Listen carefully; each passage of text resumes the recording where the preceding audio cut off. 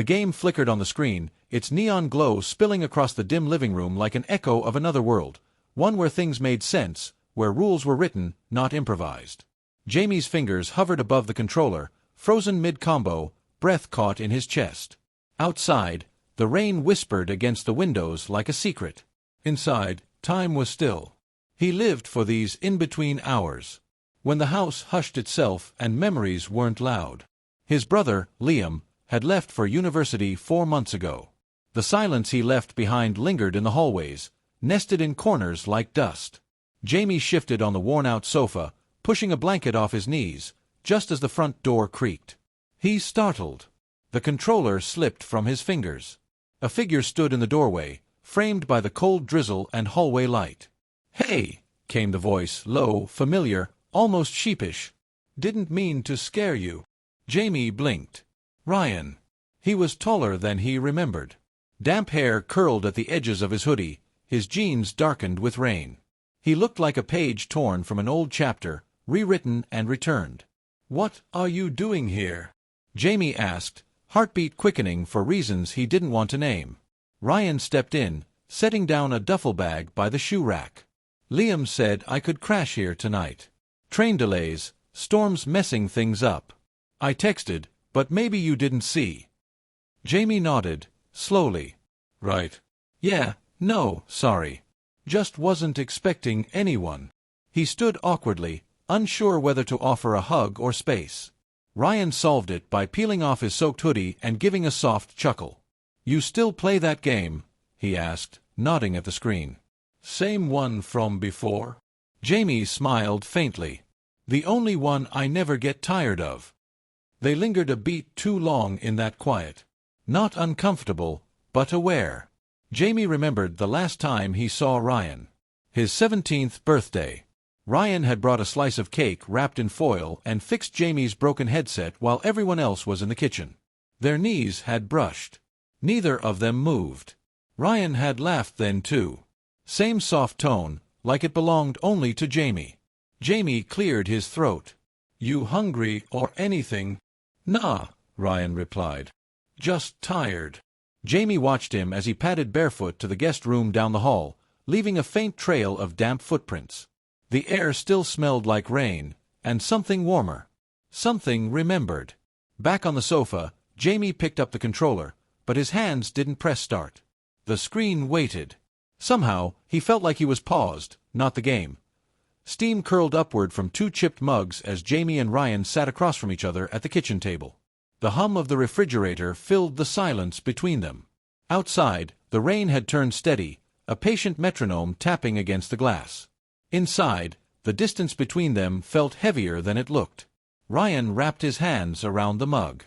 "Didn't expect it to be this cold in June," he said, offering a half-smile. "This house always had weird seasons." Jamie nodded, eyes fixed on the rim of his cup.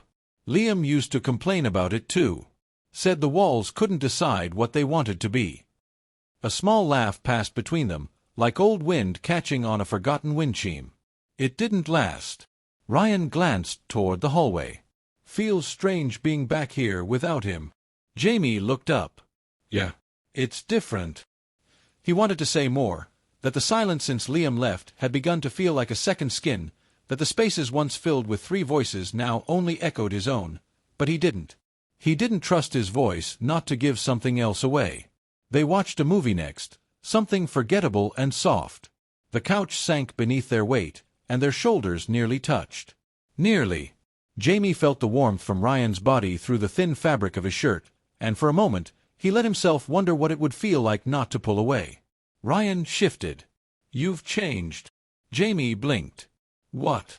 "Since last time I saw you. Less background.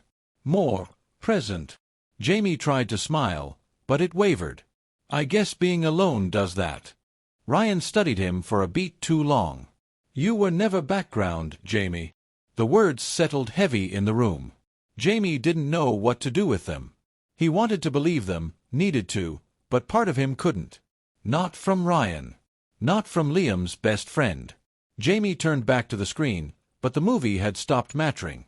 The air had shifted again, quiet but charged. He didn't speak. Neither did Ryan.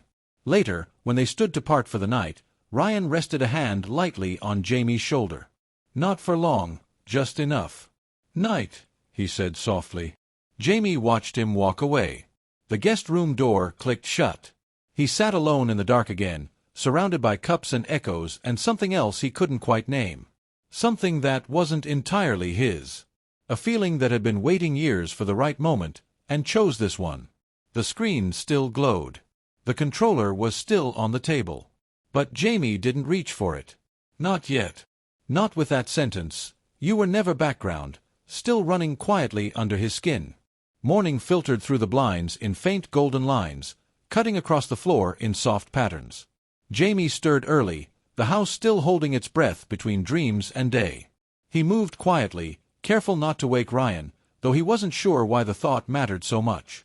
The coffee machine sputtered to life, filling the silence with its low hum. Jamie leaned on the counter, eyes fixed on the rising steam. His thoughts were full, tangled, memories of the night before looping in muted colors. The look in Ryan's eyes when he said "you were never" background had stayed with him like an unfinished song. He didn't hear Ryan enter, but he felt him. The room shifted, warmer. "You always up this early?" Ryan's voice was husky with sleep. Jamie shrugged, handing him a mug. "Lately. I like the quiet." Ryan nodded, taking a sip. "You used to sleep in." "On weekends, I mean. Back when Liam and I were loud idiots and you were just always around." Jamie smiled faintly. "Yeah. I remember." There was something strange about nostalgia when it wasn't shared evenly. For Ryan, those were just memories, casual, cluttered. For Jamie, they were weighted. Slow-motion recollections where Ryan's laughter was louder than the rest of the world, where every stolen glance meant something he never dared name aloud. They moved to the living room. Ryan dropped onto the sofa, stretching out with that easy comfort he always had. Jamie sat beside him, careful to keep space between them, though he was acutely aware of every inch. "I've been meaning to ask," Ryan said, glancing over. "Did you ever, talk to Liam about what you wanted to do with your life?" Jamie hesitated. "Not really. He always had plans. I guess I got used to being part of his orbit."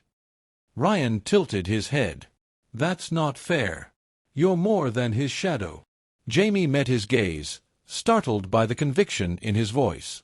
"Sometimes," he began slowly, "I feel like I've been waiting for someone to see me. Not just be near me, but see me." Ryan's jaw tensed, eyes not moving. "I see you now," he said quietly. And Jamie believed him. That was the dangerous part. Before either could speak again, the front door buzzed. A delivery, Liam's forgotten box of books, marked with his handwriting. Jamie carried it in, hands trembling slightly, and set it on the table. Ryan watched him. "You okay?" Jamie nodded, too quickly. "Yeah. Just memories." But it wasn't just that. The box, the writing, it reminded him who Ryan really was in this story. Liam's friend. Liam's trusted friend. And Jamie was trespassing in something that had once felt innocent. He forced a smile and walked back to the couch, sitting farther this time.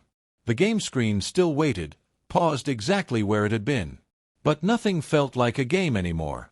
The rain had returned by evening, quieter this time, like a hush instead of a storm.